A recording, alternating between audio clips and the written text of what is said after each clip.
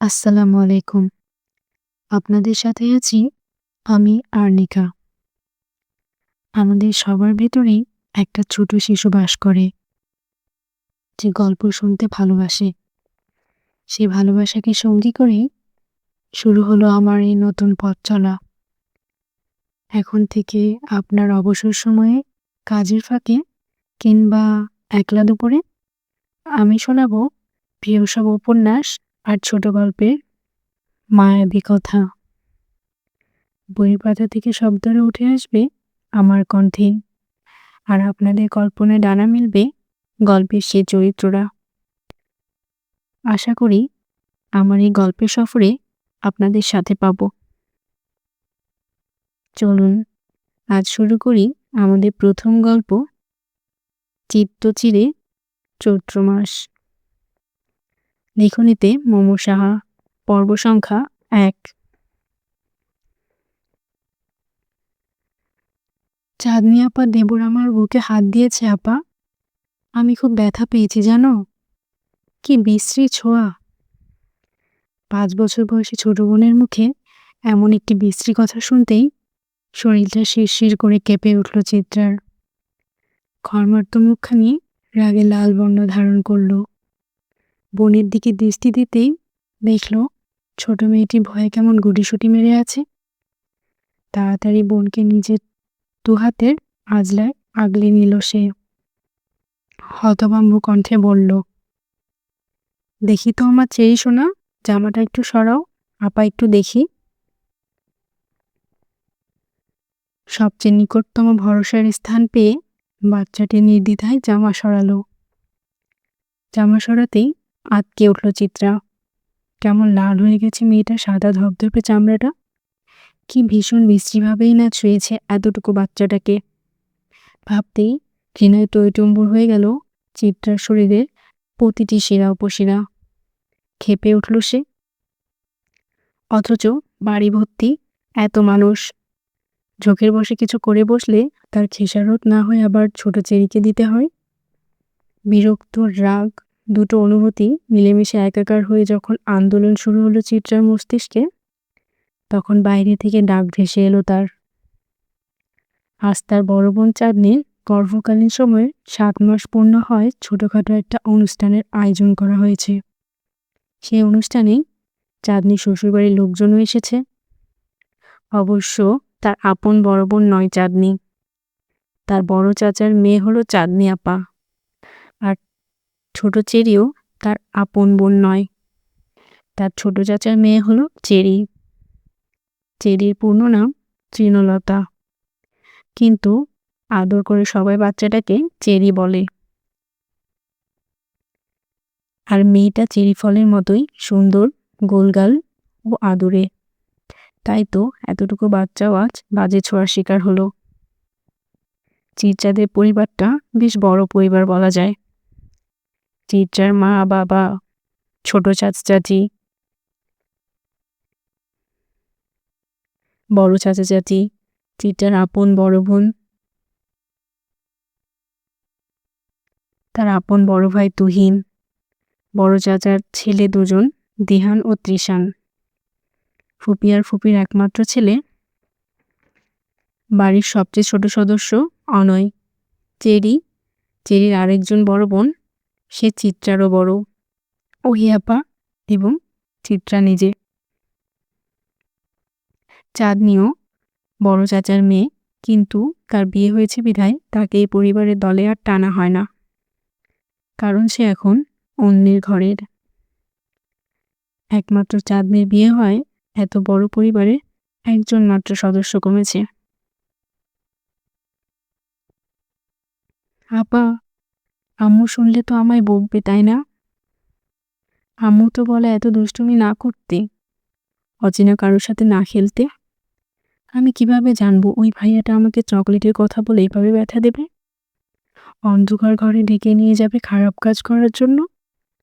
আমি আর দুষ্টুমি করব না আপা। চেরির এমন অসহায়ত্ব দেখে বুক ভার করে কান্না এলো চিত্রার।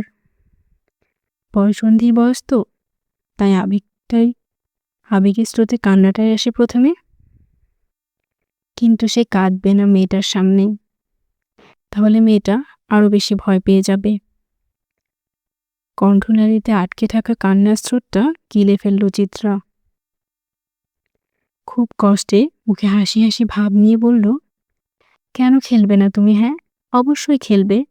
আপা আছি না তোমার সাথে, কেউ কিছু করবে না। আর দেখো, তুমি কেবল ওই পচা ভাইয়াটা রুমের সামনে আর যাবে না, কেমন? মনে থাকবে তো? অবুঝ চেনি ডানে বামে মাথা নাড়ালো। কি নিষ্পাপ ছোট মুখখানা, টানা টানা মায়া মায়া দুটি চোখ বাচ্চাটার। অনেক ফর্সা আর ভালো স্বাস্থ্য হয় ভীষণ আদরে লাগে মেয়েটাকে।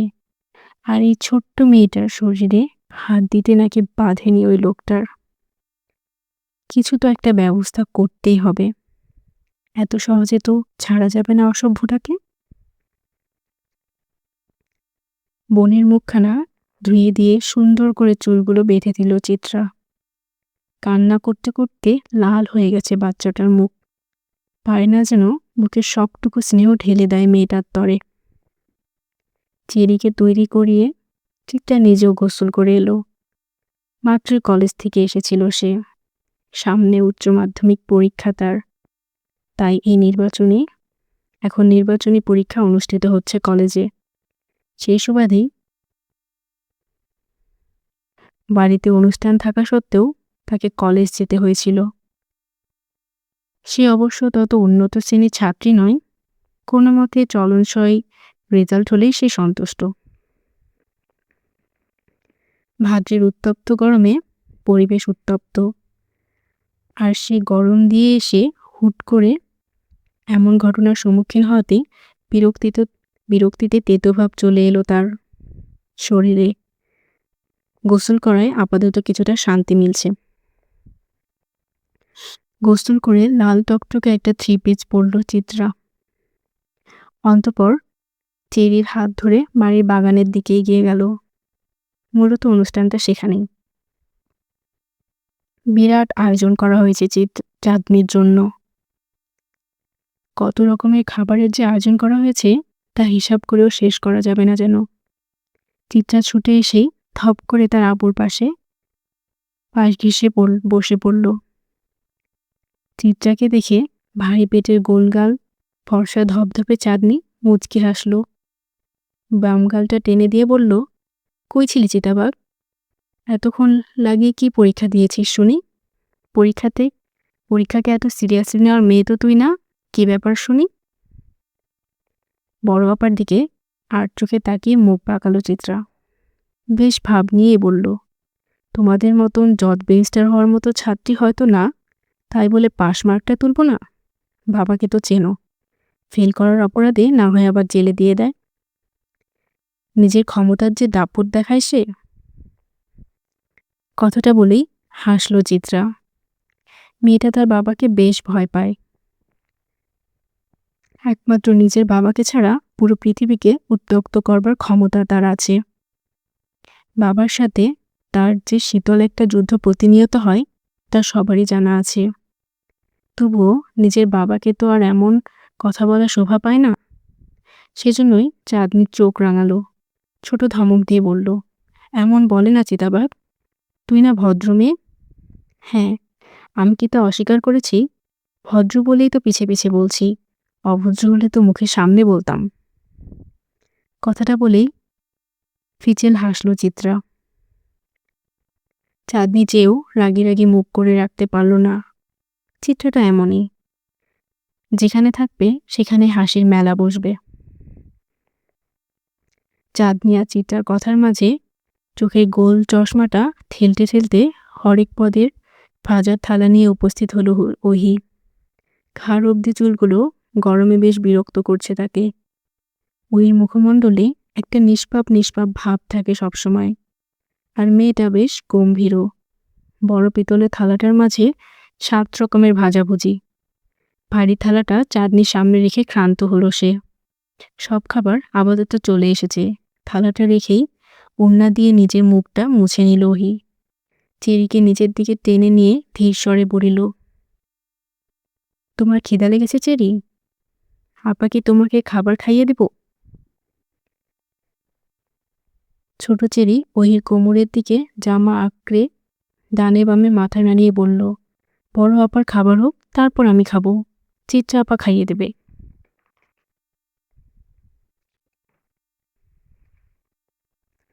চিরির কথাটা ভালো লাগলো না ওহির। বিরক্তিতে নাক মুখ কুঁচকে বলল, তোমার চিত্রা আপা নিজের খাবার নিজে খেতে পারে নাকি যে তোমাকে খাইয়ে দেবে? ওহির কথায় মুখ ভেঙচি কাটল চিত্রা। চিরির দিকে তাকিয়ে মুখ ফুলিয়ে বলল, তোমার মেজো আপা অনেক খেতে পারে বুঝলে, তাই তো এমন লাঠির নাগাল শুকনা। হাই চিত্রা, কেমন ভাষা ব্যবহার করছিস বাড়িতে? তোর সাথে থেকে চেরিও এসব শিখে। ওহির নাক মুখ ছিটকানো কথায় ফিক করে হেসে দিল চিত্রা। হাসতে হাসতেই বলল, ছোট আপা, তুমি তো শিক্ষক হবে তাই না? তোমার সাথে পারফেক্ট মানাবে সেই পেশা। এখনই তোমার সাথে মাঝে একটা মাস্টারনি ভাব আছে, সমস্যা নাই। তুমি আমাদের দিয়ে প্রথম প্র্যাকটিসটা করতে পারো, আমরা মাইন্ড করব না। চিত্রার কথার তালে চাঁদনিও হাসল।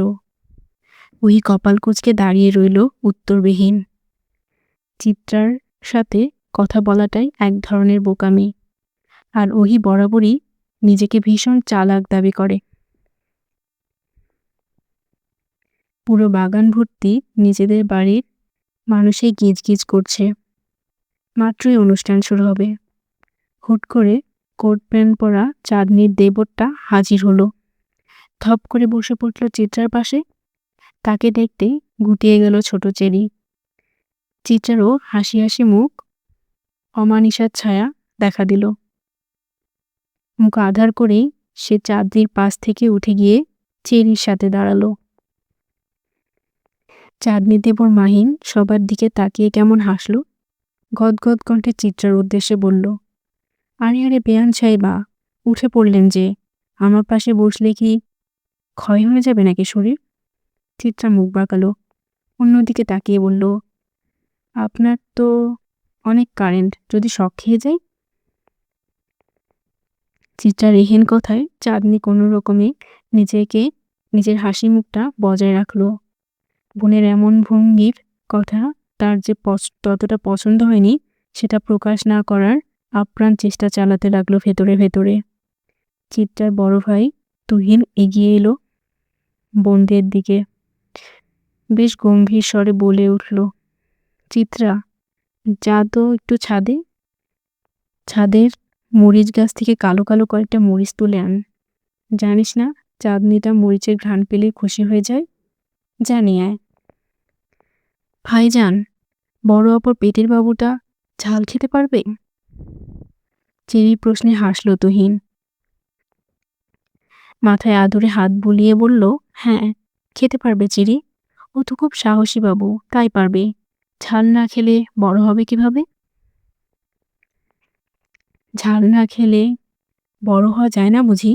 এই জন্য কি বাহার ভাই এত ঝাল খায়? তাই তো বলি, বাহার ভাই এত বড় কেন? তুহিন মিষ্টি হেসে চেরির গাল টেনে দিল। অন্তঃপর চোখের ইশারায় চিত্রাকে মরিচ আনার তাগাদা দিল। যেই না চিত্রা দিতে নেবে, তৎমধ্যেই চিত্রার বড় চাচি হাজির হয়। ব্যতিব্যস্ত কণ্ঠে বললেন, আহা, দুপুর হয়ে এলো যে, অনুষ্ঠান শুরু করতে হবে। চিত্রা মা, যা তো বাহারকেও ডেকে আন। এক দৌড়ে যাবি আর এক দৌড়ে আসবি, যা। চিত্রা মাথা দুলিয়ে ছুট লাগালো ছাদের দিকে। তবে যাবার আগে চেরিকে ছোট আপার সাথে থাকার নির্দেশ দিয়ে গেল ভীষণ সাবধানে।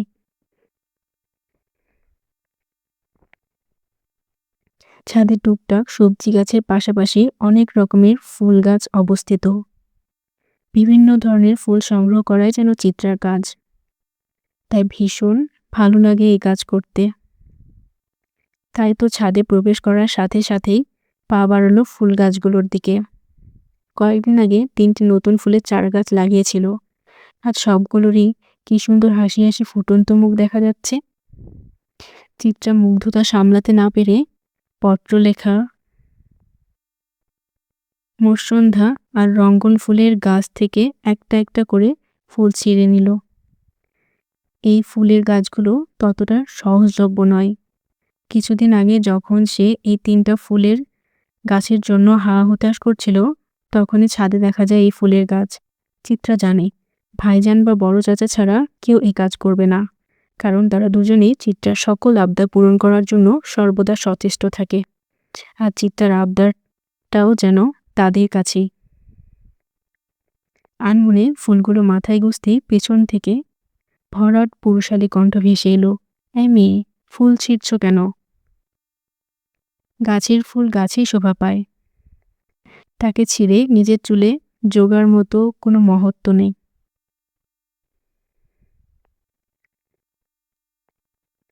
গম্ভীর পুরুষালী কণ্ঠে এমন ধমকে বিরক্ত হলো চিত্রা। সে বিরক্ত ভাব কপাল কুঁচকে ঝেড়ে ফেলে বলল, গাছটা কি আপনার? আপনার তো না। গাছটা কি তোমার? তোমারও তো নয়। গাছটা বর্তমানে যেখানে অবস্থানরত, যে মাটির উপর দাঁড়িয়ে আছে, গাছটা এখন তার। লোকটা যে বরাবরই যুক্তিতে পারদর্শী, চিত্রা তা জানে। তাই এই গম্ভীর মানবকে বিব্রত বোধ করাতে কুটিল হেসে বলল, আপনিও তো আমার বাড়িতে অবস্থান করছেন, তাহলে আপনি কি আমার? প্রশ্ন শুনে লোকটা হাসলেন। চিত্রার মাথায় যে অসৎ বুদ্ধি ছড়াছড়ি, সেটা তার ভালোভাবেই জানা আছে। তাই 2 আঙ্গুলের মাঝে থাকা সিগারেটটায় শেষ টান দিয়ে ধোঁয়াগুলো আকাশ পানে উড়িয়ে কেমন সতর্ক কণ্ঠে বললেন, আমায় জ্বালাতে এসো না মেয়ে, নিজেই জ্বলে যাবে। চিত্রা মুখ ভেঙচি কাটল, গোমরা মুখে বলল, নিচে আপার অনুষ্ঠান শুরুর পর্যায়ে। আপনাকে ডাকছে বড় চাচি। আমি গিয়ে কি করব? তোমার আপা কিভাবে এত খাবার খায় সেটা দেখব? চিত্রার পারদে পারদে বিরক্তিকর ভাব বাড়ল। মরিচ গাছের দিকে যেতে যেতে বলল, একদম আপনার গা ছাড়া ভাব আমায় দেখাবেন না। যেতে মন চাইলে যাবেন, না হয় যাবেন না। অনুষ্ঠান তো আর আপনার না যে আপনার হাতে পায়ে ধরে নিয়ে যাব। আর তাছাড়া আপনি তো সবসময় বাসায় থাকেন না, আজ আছেন বলেই ডাকছে। আমি গেলে তো তোমার হিটলার বাপ নাক মুখ কুচকাবে। যাই, একটু ওনার শিরায় উপশিরায় বিরক্ত ছড়িয়ে আসি। চিত্রার কোনো উত্তর দিল না। মরিচ গাছের দিকে এগিয়ে গেল সে। লোকটার বাউন্ডুলে ছন্ন ছাড়া ভাবটা ঠিক পছন্দ না তার। বাবা মেয়ের এদিকে ভীষণ মিল, দুজনেই এ ছেলেকে দেখতে পারে না। বাহার ভাইয়ের ধপাধপ চলে যাওয়ার শব্দ শোনা গেল। যেতে যেতে বললেন, শোনো মেয়ে, আমি ছুঁয়ে দিলে পরে অকালেই ঝরে যাবে, গলে যাবে যে বরফ গলে না। চিত্রা তাকিয়ে রইল লোকটার দিকে। শ্যামলা ছিপছিপে গড়নের লোকটার এমন ক্ষুদ্র ক্ষুদ্র জিনিসগুলোই যেন বয়সন্ধির আকর্ষণ। মাথা ভর্তি ঝাঁকড়া চুলগুলো যেন হেলে দুলে পড়ছে। সিগারেট ফুঁকে যাওয়া পোড়া ঠোঁটেও যেন আরেক প্রকারের মাদকতা আছে। পুড়ে যাওয়া গাঢ় খয়েরি রঙের ঠোঁটটাকে বহুরূপে ডালিয়া বলে মনে হয়। চিত্রার ভাবনার মাঝেই নিচ থেকে হইচই ভেসে এলো। চিত্রা দৌড়ে ছাদের কার্নিশ এসে নিচে তাকাতে দেখল মাহিন গাল ধরে দাঁড়িয়ে আছে, আর তার সামনে বেশ গাছাড়া ভাব নিয়ে দুহাত পকেটে গুজে দাঁড়িয়ে আছেন পাহাড় ভাই। উফ, সত্যি লোকটা জ্বালিয়ে দেবেন একদিন।